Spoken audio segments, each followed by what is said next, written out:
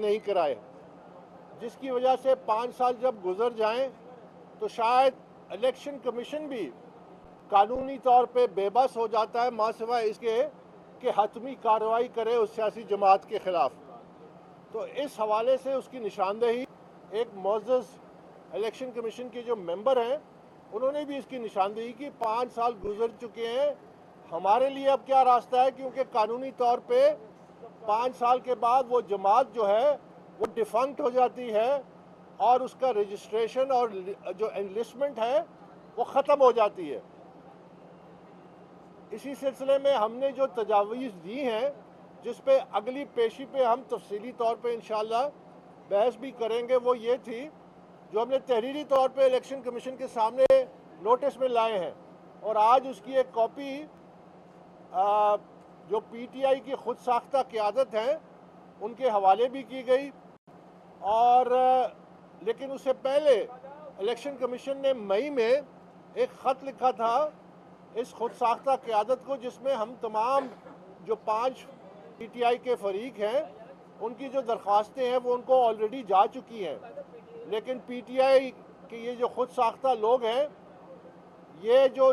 جس راستے پہ چلے ہیں، یہ میں آپ کے سامنے کہنا چاہتا ہوں کہ پاکستان تحریک انصاف پہ یہ جو وکلا کا لاہوری گروپ ہے جس کا قبضہ ہے، یہ پاکستان تحریک انصاف کو مزید ڈبوئیں گے،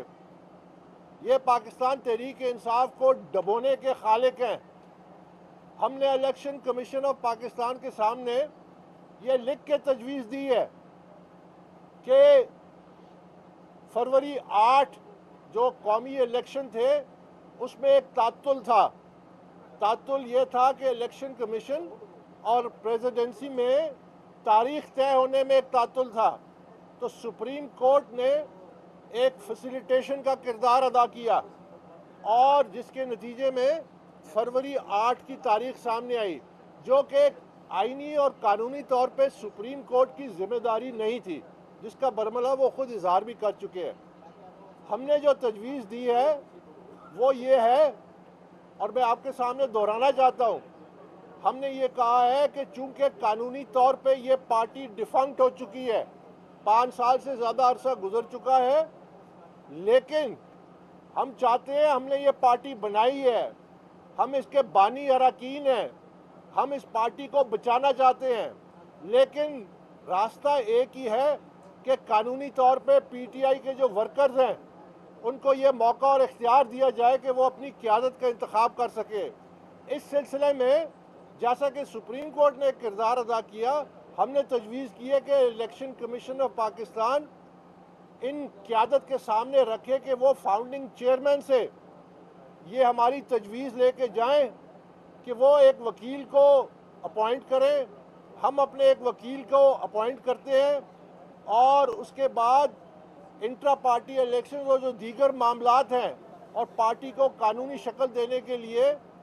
جو ٹرمز آف ریفرنس ہے وہ بنے، اور ایک بات چیت کا عمل شروع ہو جس میں الیکشن کمیشن کو بھی ان پکچر رکھا جائے، اور جس کے نتیجے میں مکمل طور پہ شفاف انٹرا پارٹی الیکشنز ہوں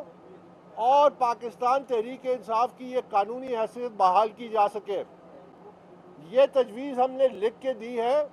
جس پہ ہمیں یہ کہا گیا کہ آپ ان تجاویز کے حوالے سے جو اپنی تفصیلی آرگومنٹس ہیں وہ 14 نومبر کو الیکشن کمیشن کے سامنے رکھیں۔ میں یہاں یہ ضرور کہنا چاہوں گا کہ پاکستان تحریک انصاف پہ یہ جو وکلا کا لاہوری گروپ ہے جو قابض ہے، اس سے پہلے بھی پاکستان تحریک انصاف پہ مختلف قبضہ گروپوں نے قبضہ کیا اور پارٹی کو اس نہج تک لے کے آئے۔ یعنی آپ ہماری سیاست کا اندازہ لگائیں کہ جو ہماری سیاست میں ان کو کہتے تھے کہ یہ صہیونی ایجنٹ ہیں، کہتے تھے کہ یہ یہودیوں کے ایجنٹ ہیں، آج وہ کہنے والے انہی کی امامت کر رہے ہیں، اور جو مولانا صاحب کے بارے میں کہتے تھے ان کے ایمان پہ شک کرتے تھے اور جلسوں میں یہ کہتے تھے، آج وہ ان کے پیچھے नमाज पढ़ रहे हैं और उनकी इमामत को कबूल कर रहे हैं। कभी कोई सहूनी एजेंट जो है, मेरे बकौल नहीं, इनके अपने जिनकी आजकल उनको रहनुमाई है, कभी वो पाकिस्तान के दोस्त हो सकते हैं। ये हमारी सियासत का अलमिया है कि एक तरफ तो ये इस हद तक चले जाते हैं इल्ज़ामात में, और दूसरी तरफ ये फिर अपनी मसलियतों के लिए ये हर किस्म का कॉम्प्रोमाइज़ करने के लिए तैयार है, क्योंकि ये जेन्युइन पीटीआई के नुमाइंदे नहीं हैं। ये एक कब्ज़ा ग्रुप है। ये कब्ज़ा ग्रुप जो है, ये पीटीआई को चंद ओहदे और दूसरे मुराद के लिए इन्होंने पीटीआई को दांव पे लगा दिया है। हमारी हद्दुल वसा आखिरी वक्त तक ये कोशिश होगी कि पाकिस्तान तहरीक इंसाफ जो इनकलाबी जमात बनी थी, जो वर्करों की मर्जी और वर्करों के इख्तियार से चले, उनके मुंतखब नुमाइंदे सामने हो और वो नुमाइंदे फिर पार्टी की नुमाइंदगी कर सकें इन मुख्तलिफ फोरम्स पे। ये वो जंग है, हम आखिरी वक्त तक लड़ेंगे। ये हम इससे पीछे हटेंगे नहीं और इनको छोड़ेंगे नहीं, और ये जहां छुपेंगे हम इनके पीछे जाएंगे। ये जो मर्जी कर लें। ये अब हतमी फैसला जो है, हमने एक हतमी सजेशन, एक मसालियत का रास्ता रख दिया है, और अगर ये उस रास्ते पे नहीं चलते हैं तो आज जो हमें इशारे मिले हैं तो ये पार्टी मजीद डूबेगी, और उसके जिम्मेदार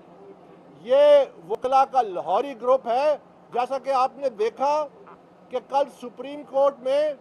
इन्होंने जो इलेक्शंस, इंट्रा पार्टी इलेक्शंस का जनवरी 13 का फैसला था, उसके खिलाफ जो रिव्यू पिटिशन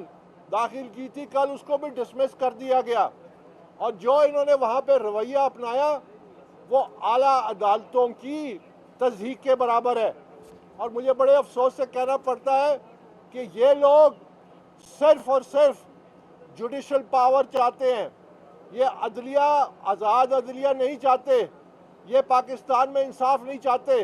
जो अपने घर में इंसाफ नहीं कर सकते, अपने घर में अपने वर्करों को हक और उनका इंसाफ नहीं दे सकते, ये कौम के साथ क्या इंसाफ करेंगे। तो मैं ये ज़रूर आज के सामने ऐलान करना चाहता हूँ कि ये जो जंग है,